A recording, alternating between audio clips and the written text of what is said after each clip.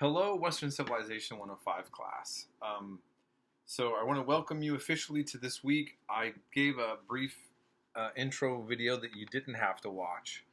This one, now that class has started, you have to watch all my announcements.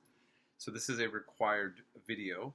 Um, I had a different camera that was better, but something's going on with it or my laptop. So unfortunately, this is going to be a little bit more grainy. I don't know how quick it'll be for me to resolve this issue. But as long as you can hear me well enough, this should be fine.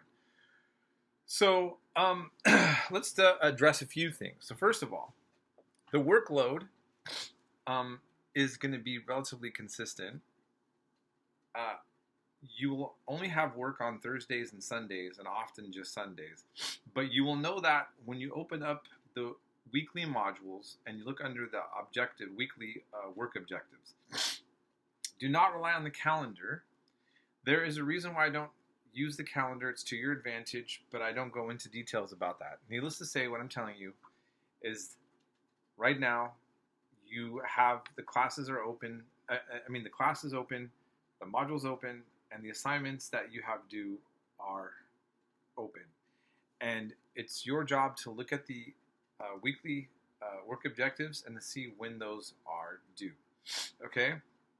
But I'll never make this weird. Like, I won't all of a sudden make something due on Tuesday or Wednesday. And at most, I will just make all the assignments due on a Sunday by midnight. And so there'll never be any other wavering days you have to worry about, okay? So please keep that in mind. I will mention this several times in the class. Canvas has a graveyard of my old assignments. If you look at the grading, I have some old assignments I don't use anymore. And it's a long story, but to clean up my grade book after transferring all these different shells has become a little bit of a nightmare for me. I'm not quite sure how to fix it. So here's what I'm trying to say. When it comes to your work due each week, just focus on any assignment that's in the module. Okay, that's the important part. You need to just know. So if you don't understand anything what I just said, that's fine. What's important is each week there's a module and it'll tell you there's an assignment. There's going to be a discussion, video notes, and the essay on Sunday. Always.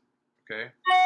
And sometimes there might be occasionally where I get rid of a discussion and we just do notes, or maybe something different like that. Or sometimes we won't have an essay to be done. Okay? So keep that in mind. All right. I need to talk about something also that has been coming up too much. It's the way that AI is being used in this class, and I've been having more problems with this now than I ever have, and it makes sense. Look, I know that many students are looking at the captions of my videos, and then they're getting a brief AI description of the history being brought up. I know this because, first of all, I know my course. I know what I'm highlighting, and if your video notes aren't highlighting what's in the video, we have a problem, even if the information's accurate. Look, you have to watch the videos and you have to write notes on the videos. That's the only reason why I have the video notes, is to prove you're watching the videos. And if you are sending me AI video notes, I just want to tell you this. You might be able to get away with it a little bit. I'm not on the hunt to get any of you, in trouble or to have an issue about this. It's your education ultimately, okay?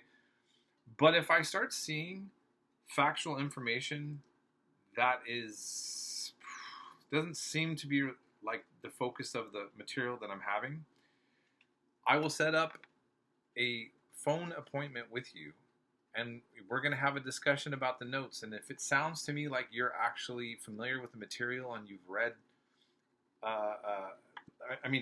if I will just basically, I'm politely grilling you just to be like, hey, did you really learn all these things? Did you watch these videos? And if you convince me in that case, I apologize. We're fine. Again, I just want you to get a solid education. I'm not interested in interrogating you, or I'm not having a power trip over this stuff.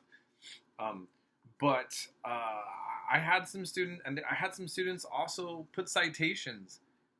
They were fake citations, meaning they would use a real text, but they would put a page number, and it wasn't the page number that would go to that information. They would write an AI paper, and then they would try to put in citations and just assume that I'm not going to pick up on that. You're going to get on my bad side very fast if you do stuff like that.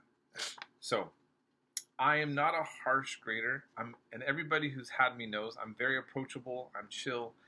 I like to help you out. If you have a problem, an issue, if you need some extra time to do work, you communicate with me. We're good to go.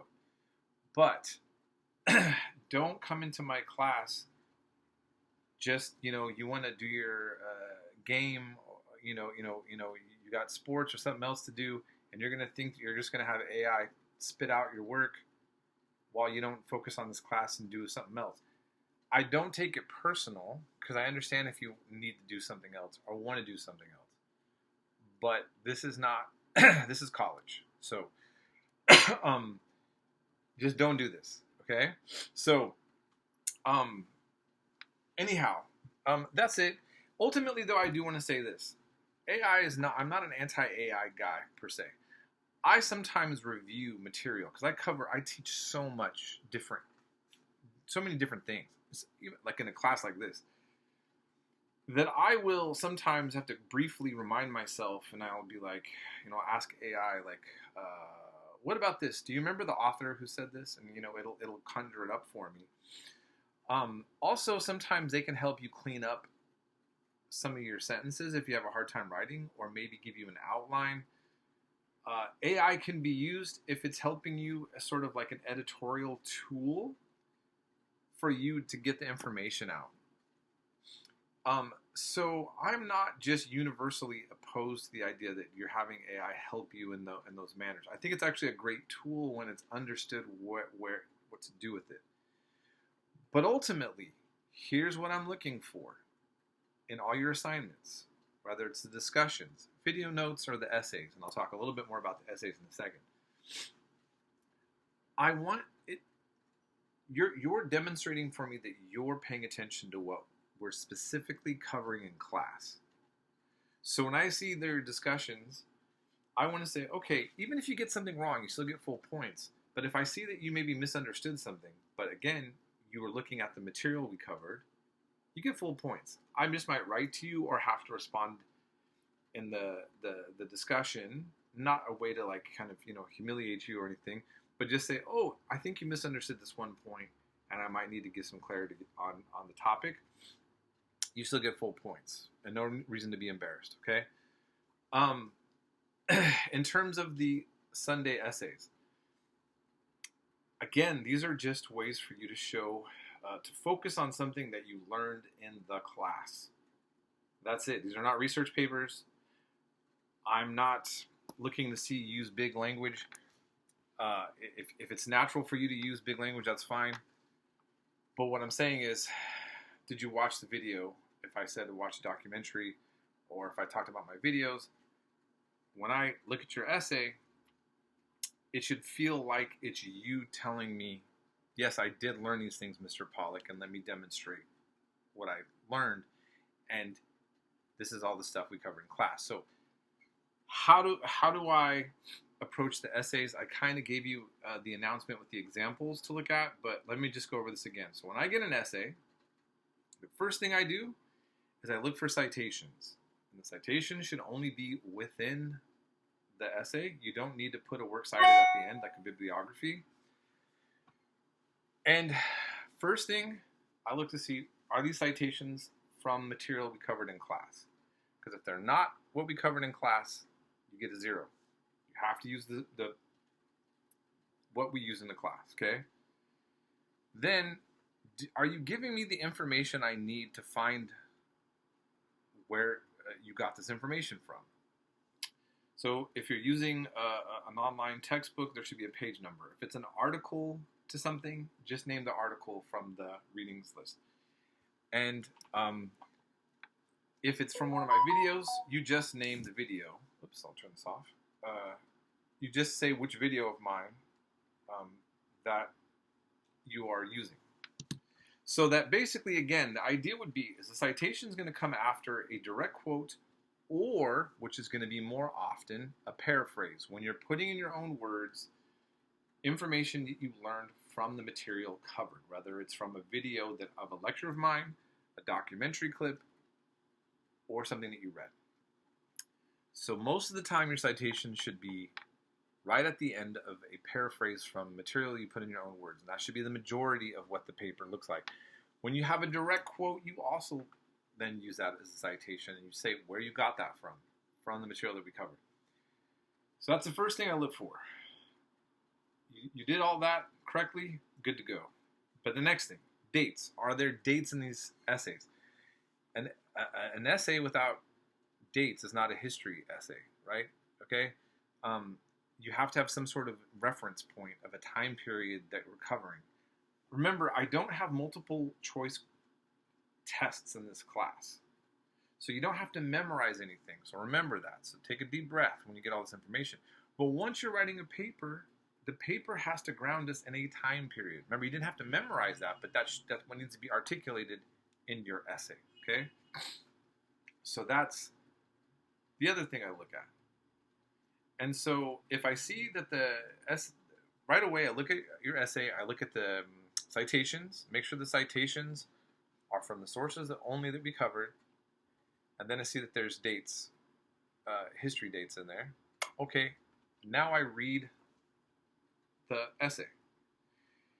And if you've addressed whatever it is I've brought up, you're going to get full points. It's going to be very simple. I don't grade very hard on this, but I'm very totalitarian regarding those first things that I look at. Because if you don't have the citation there, listen, I get a lot of resistance from this because a lot of students don't want to do this part. It is the challenging part of this class. But that's how it's going to be in college always. You got to prove where your source comes from. So you got to put that citation, and it's got to be specific, something that I can find in the readings module or in my lectures right away. Okay. Now keep in mind, you would have to do a specific type of citation model if you were like a history major in a university has to use Chicago style. There we have a very, very, very strict form of citation that you'd have, way that you'd have to do it, and I would have to give a much longer speech on this and give you a demonstration of a whole wide range of things. You don't have to do that. You're not doing MLA.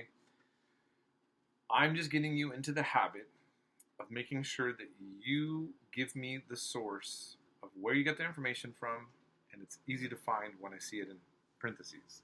Okay? It's got to be in parentheses at the end of the paraphrase, at the end of your own words, or at the end of the direct quote. That's where they belong.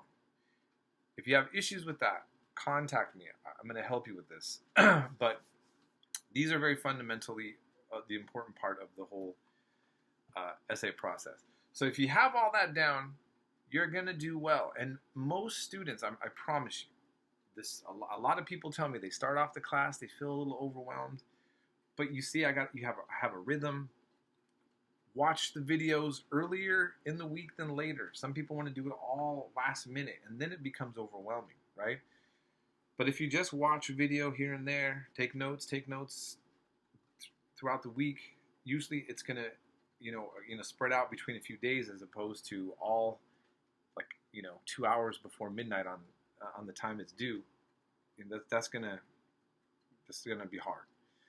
So try to get down my routine, and like I said, most students will say, that they've told me, Mr. Pollack, this actually is not that hard once I get used to the routine, and even the essays become more natural. So I'll just lastly say on this, it's also okay if you use your video notes, which you've documented, and synthesize them into a Sunday essay, if you can do that. And you can use just citations from the videos if it helps make what's necessary for a Sunday essay to happen, okay? So as long as you're using any of the sources that's in the module for a Sunday essay, you can use all of the textbook or all the videos. Only you have a wide range, some weeks more than others, and some weeks more limited than others, in terms of if it's in the, again, if it's in the readings links, and it's a video that I showed, all of that can be used for your essay. And you can mainly and sometimes exclusively use just that, but you'll still have to have the citation put after every paraphrase. That's important, okay? Even if you've just utilizing one source. So again, if there's any confusion on that, get back to me. I think that's all I need to say for now. I think this is a lot for you to process on the first part of the week. I hope this is helpful, and yeah, if you have any questions, get a hold of me. We'll be in touch.